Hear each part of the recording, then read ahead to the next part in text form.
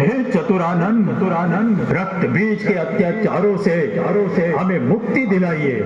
हाँ पितामह, आपसे वरदान प्राप्त कर वह स्वयं को अजय तथा तीनों लोगों का स्वामी कहलाता है।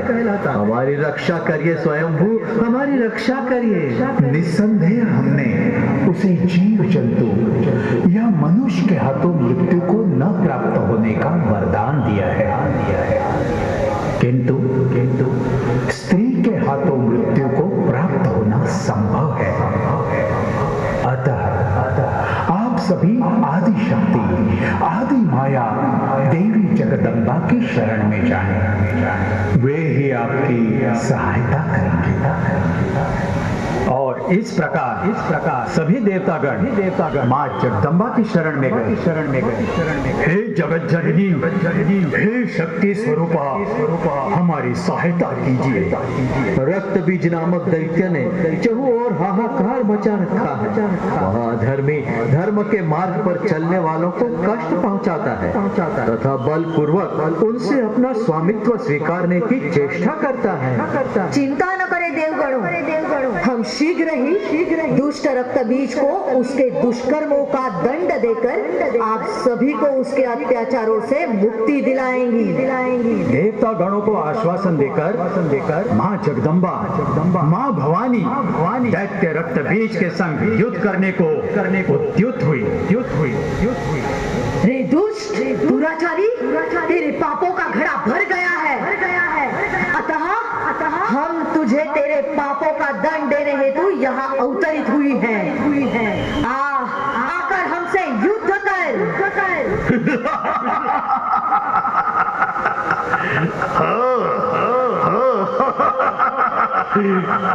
कोमलांगी, तुम हमारे साथ युद्ध करोगी?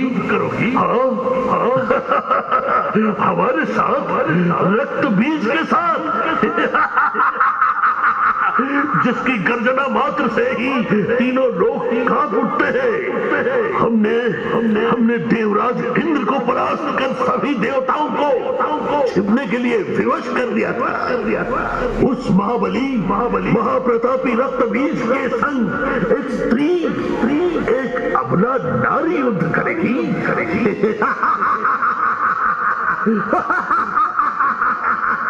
सावधान, नारी को अबला समझने की कुचेष्टा ना कर दुष्ट रक्त बीज।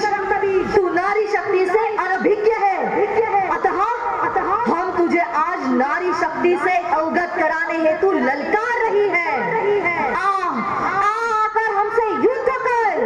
तो ठीक है, यदि तुम्हारी यही मंशा है तो हम उसे शीघ्र पूर्ण कर देते हैं। अपनी पराजय की तैयारी कर ले। सावधान। और इस प्रकार मायावी रक्त बीज तथा माँ जगदम्बा के बीच शुरू हुआ महासंग्राम। जैसे ही माँ जगदम्बा अपने खड़ग से रक्त बीज पर प्रहार करती, उसके शरीर से बहे रक्त की हर बूंद से एक नया रक्त बीज पैदा हो जाता, जिससे माँ जगदम्बा विचलित हो उठी। तभी घोर आकाशवाणी हुई। हे जगदम्बे, रक्त बीज को जगत पिता ब्रह्मा जी से वरदान प्राप्त है कि उसके शरीर से पृथ्वी पर गिरने वाली रक्त की प्रत्येक बूंद से एक नए रक्त बीज की उत्पत्ति होगी। अतः हे देवी, आप ऐसा उपाय करें जिससे इसके शरीर से रक्त की एक भी बूंद पृथ्वी पर ना गिरे, तभी इसकी मृत्यु अटल है। आकाशवाणी सुनकर माँ जगदम्बा ने अपने कपाल से महारुद्र महाभयानक तथा विकराल दाढ़ों वाली माता कालिका को उत्पन्न किया तथा उन्हें ये आदेश दिया, हे कालिके, तुम रक्त बीज तथा अन्य असुरों का रक्तपात करो, किंतु ज्ञात रहे रक्त बीज के रक्त की एक बूंद भी पृथ्वी पर गिरने ना पाए। माता कालिका का अघोरी रूप तथा महाभयंकर नाद से असुरी सेना भयभीत हो उठी। माता कालिका ने कई असुरों का वध कर उनका रक्तपान किया। देखते ही देखते संपूर्ण असुरी सेना का नाश हो गया। बचा रहा केवल रक्त बीज। माँ जगदम्बा के संग युद्ध के दौरान रक्त बीज के शरीर से निकलने वाले रक्त का माता कालिका पान करने लगी। अंतकाल रक्त बीज सरीखे मायावी दानव का वध करने में माता जगदम्बा सफल हो गई। परंतु असुरों का रक्तपान करने से माता कालिका घोरी तथा उन्मादी हो गई। रणभूमि पर पड़े असुरों के शवों पर वे तांडव करने लगे। जो कोई उनके मार्ग में आता उसका वे भक्षण करने लगे।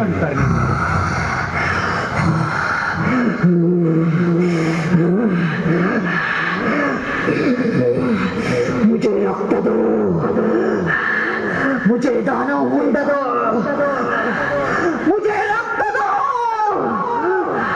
मुझे दानव मुंड दो।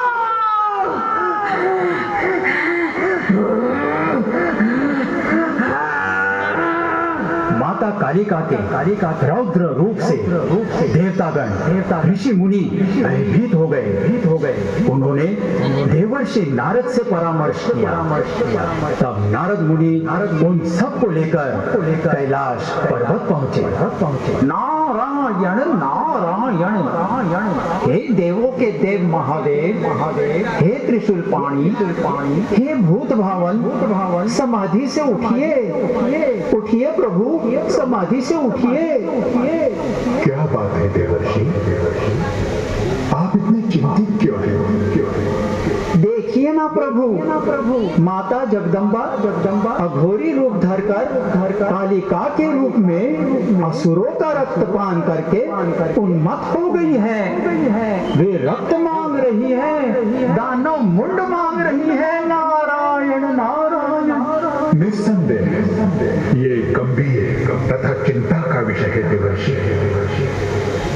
तो विलंब ना करे भोलेनाथ, इससे पूर्व उनकी विनाश लीला तीनों लोगों को ग्रसित करे। उन्हें रोकिए प्रभु, उन्हें रोकिए। नारायण नारायण। समूची सृष्टि को अपनी पत्नी रूपी कालिका के प्रकोप से बचाने हेतु महादेव ने एक योजना बनाई।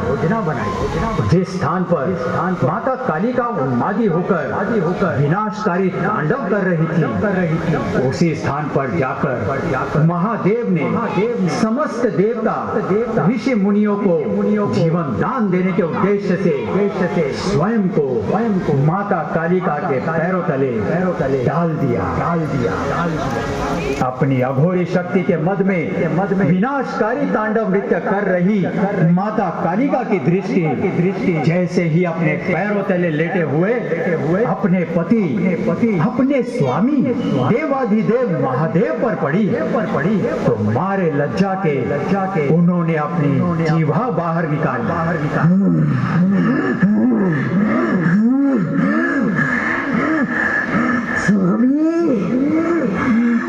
स्वामी